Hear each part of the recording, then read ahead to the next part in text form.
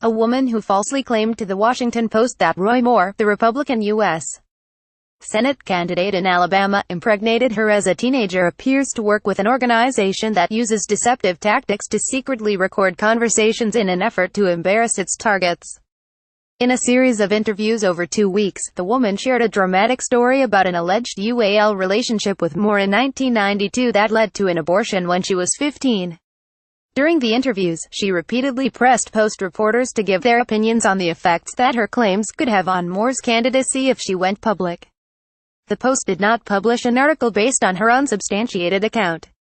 When Post reporters confronted her with inconsistencies in her story and an internet posting that raised doubts about her motivations, she insisted that she was not working with any organization that targets journalists.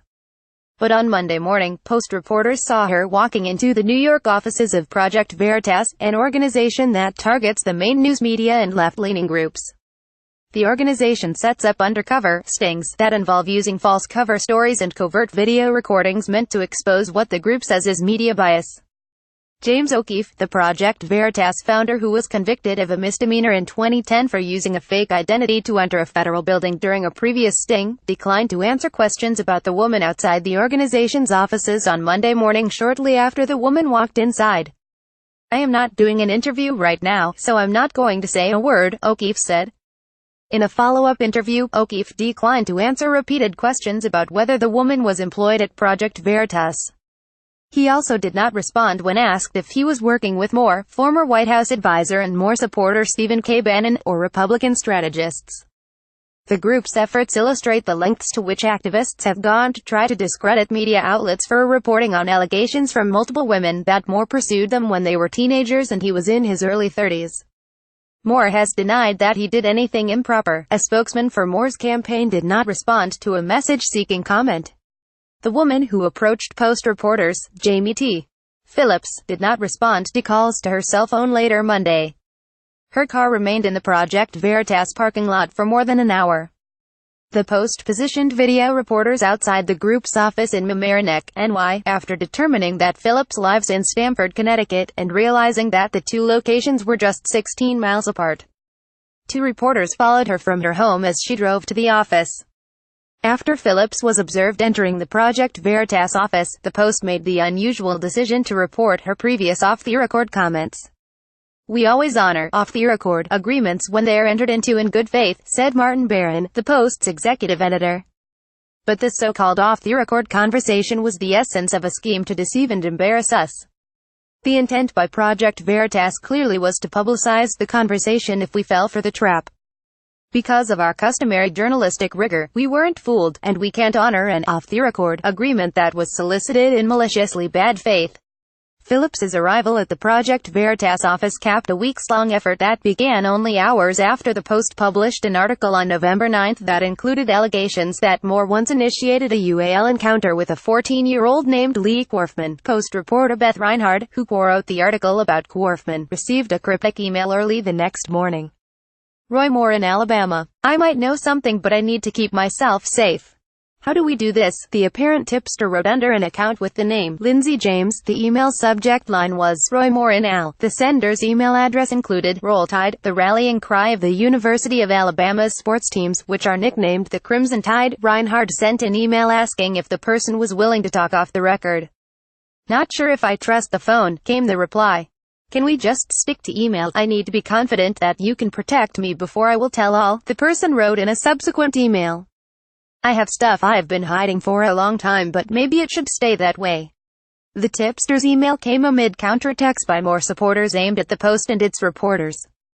That same day, Gateway Pundit, a conservative site, spread a false story from a Twitter account, @Empire43, that said, "A family friend in Alabama just told my wife that a WAPO reporter named Beth offered her $1,000 to accuse Roy Moore." The Twitter account, which has a history of spreading misinformation, has since been deleted. The Post, like many other news organizations, has a strict policy against paying people for information and did not do so in its coverage of Moore. On November 14, a pastor in Alabama said he received a voicemail from a man falsely claiming to be a Post reporter and seeking women willing to make damaging remarks about Moore for money. No one associated with the Post made any such call. In the days that followed the purported tipster's initial emails, Reinhardt communicated with the woman through an encrypted text messaging service and spoke by phone with the person to set up a meeting. When the woman suggested a meeting in New York, Reinhardt told her she would have to know more about her story and her background. The woman offered that her real name was Jamie Phillips. Phillips said she lived in New York but would be in the Washington area during Thanksgiving week and suggested meeting Tuesday at a shopping mall in Tysons Corner, VA. "I'm planning to do some shopping there, so I'll find a good place to meet before you get there," Phillips wrote in a message sent via Signal, the encrypted messaging service. When Reinhardt suggested bringing another reporter, Phillips wrote, "I'm not really comfortable with anyone else being there this time." Reinhardt arrived to find Phillips, wearing a brown leather jacket and with long red hair, already seated in a booth in the restaurant. The 41-year-old said she had been abused as a child, Reinhardt said. Her family had moved often. She said she moved in with an aunt in the Talladega area of Alabama and started attending a church youth group when she met Moore in 1992, the year he became a county judge. She said she was 15. She said they started secret UAL relationship. "I knew it wasn't right, but I didn't care," she said. She said that she got pregnant, that Moore talked her into an abortion and that he drove her to Mississippi to get it. In the interview, she told Reinhardt that she was so upset she couldn't finish her salad. Phillips said she had started thinking about coming forward after the allegations about Hollywood film producer Harvey Weinstein surfaced. Then, she said she saw the news about Moore flashing across the television screen while in a break room at her job at a company called NFM Lending in Westchester County, New York, Reinhardt said. Phillips also repeatedly asked the reporter to guarantee her that Moore would lose the election if she came forward. Reinhardt told her in a subsequent text message that she could not predict what the impact would be. Reinhardt said she also explained to Phillips that her claims would have to be fact-checked. Additionally, Reinhardt asked her for documents that would corroborate or support her story. Later that day, Phillips told Reinhardt that she felt anxiety, negative energy after our meeting. Text messages show, "You just didn't convince me that I should come forward," she wrote. Reinhardt replied, "I'm so sorry, but I want to be straight with you about the fact-checking process and the fact that we can't guarantee what will happen as a result of another story." Phillips was not satisfied. On Wednesday, the day before Thanksgiving, she suggested meeting with another Post reporter, Stephanie McCrumman, who co-wrote the initial article about Korfman. "I'd rather go to another paper than talk to you again," Phillips told Reinhardt. Back at the newsroom, Reinhardt became concerned about elements of Phillips's story. Phillips had said she lived in Alabama only for a summer while a teenager, but the cell phone number Phillips provided had an Alabama area code. Reinhardt called NFM Lending, the company Phillips said she worked for in Westchester County, but was told no one named Jamie Phillips worked there. The company issued a statement after the publication of this article saying Phillips worked briefly for Maryland-based NFM Lending, but her tenure ended in the summer of 2016. The company also said it has no offices in Westchester County. Alice Kreitz, a Post researcher who was looking into Phillips's background, found a document that strongly reinforced the reporter's suspicions, a webpage for a fundraising campaign by someone with the same name. It was on the website GoFundMe.com under the name Jamie Phillips. The GoFundMe fundraising page. Internet Archive. "I'm moving to New York," the May 29 appeal said. "I've accepted a job to work in the conservative media movement to combat the lies and deceit of the liberal MSM. I'll be using my skills as a researcher and fact-checker to help our movement. I was laid off from my mortgage job a few months ago and came across the opportunity to change my career path." In a March posting on its Facebook page, Project Veritas said it was seeking 12 new, undercover reporters, though the organization's operatives use methods that are eschewed by main journalists, such as misrepresenting themselves. A posting for the journalist job on the Project Veritas website that month warned that the job is not a role for the faint of heart.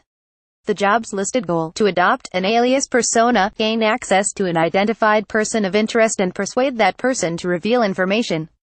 It also listed tasks that the job applicant should be able to master, including learning a script, preparing a background story to support your role, gaining an appointment or access to the target of the investigation, and operating concealed recording equipment.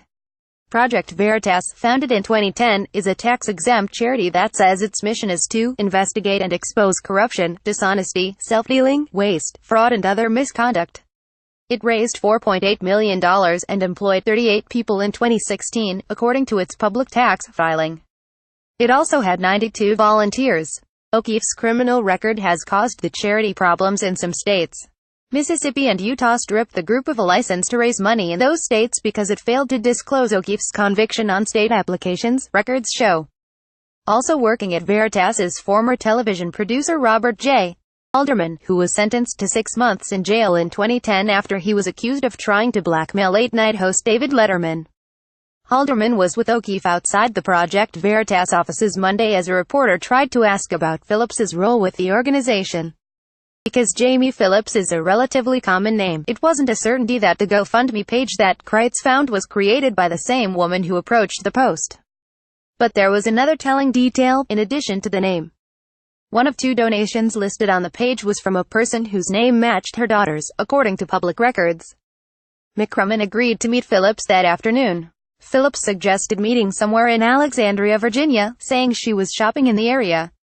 Post video reporters accompanied McCrummon, who brought a printout of the fundraising page to the interview. Again, Phillips had arrived early and was waiting for McCrummon, her purse resting on the table. When McCrummon put her purse near Phillips's purse to block a possible camera, Phillips moved hers. The Post video reporters sat separately, unnoticed, at an adjacent table. Phillips said she didn't want to get into the details of what she had said happened between her and Moore. She said she wanted McCrummon to assure her that the article would result in Moore's defeat, according to a recording. McCrummon instead asked her about her story regarding Moore. Phillips complained that President Trump had endorsed Moore, so my whole thing is, like, I want him to be completely taken out of the race, she said. And I really expected that was going to happen, and now it's not. So, I don't know what you think about that. McCrummon asked Phillips to verify her identity with a photo identification. Phillips provided a Georgia driver's license. McCrummon then asked her about the GoFundMe page. We have a process of doing checking backgrounds and this kind of thing, so I wanted to ask you about one thing, McCrummon said, pulling out a copy of the page and reading from it. So I just wanted to ask you if you could explain this, and I also wanted to let you know, Jamie, that this is being recorded and video recorded. Okay, Phillips said. Yeah, I was looking to take a job last summer in New York, but it fell through, Phillips said. Yeah, it was going to be with the Daily Caller, but it ended up falling through, so I wasn't able to do it. When asked who at the Daily Caller interviewed her, Phillips said, Kathy, pausing before adding the last name, Johnson. Paul Connor, executive editor of the Daily Caller, said Monday that no one with the name Kathy Johnson works for the publication and that he has no record of having personally interviewed Phillips. Connor later said in an email that he had asked other top editors at the Daily Caller and the affiliated Daily Caller News Foundation about Phillips. None of us has interviewed a woman by the name Jamie Phillips, Connor wrote. At the Alexandria restaurant on Wednesday, Phillips also told the Post that she had not been in contact with the Moore campaign. As the interview ended, Phillips told McCrummon she was not recording the conversation. I think I probably just want to cancel and not go through with it at this point, Phillips said at Souvlaki Bar shortly before ending the interview. I'm not going to answer any more questions, she said. I think I'm just going to go. She picked up her coat and bag, returned her drink to the front counter and left the restaurant. By 7 p.m., the message on the GoFundMe page was gone, replaced by a new one. Campaign is complete and no longer active, it read. Thomas Legro and Dalton Bennett contributed to this report. Read more. Undercover conservative activist rented basement apartment in home of top Democratic operative.